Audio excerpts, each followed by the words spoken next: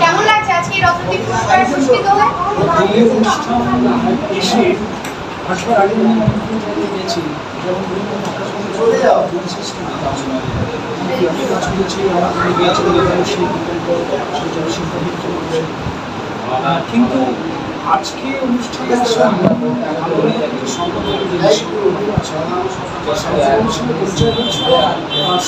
Radio Sundarban অনুষ্ঠান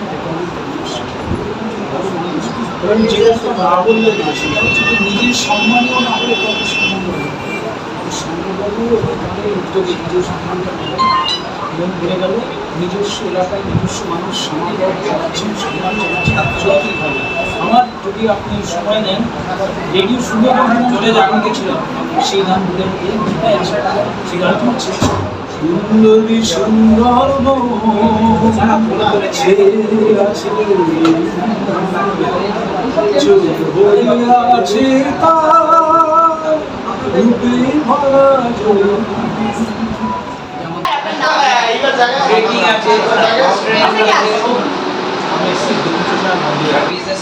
আপনার পেশা?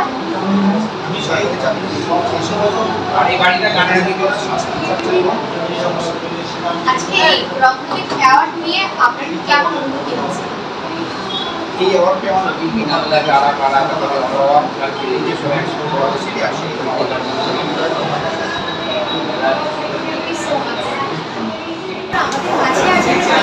দক্ষিণ চাঁদপুর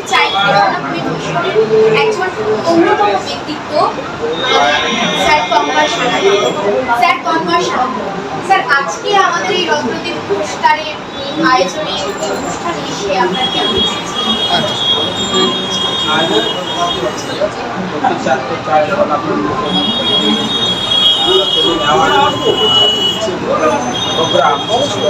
সাধারণ আমাকে তো ভালো লাগছে। আমরা চাইবো নেক্সট এই ধরনের আরো বড় আকারে। এবার তো ওনারা করেছে পশ্চিমবাংলা নিয়ে, আমরা চাইবো নেক্সট ভারতবর্ষ নিয়ে। Thank you so much sir. Ma'am আপনার নাম?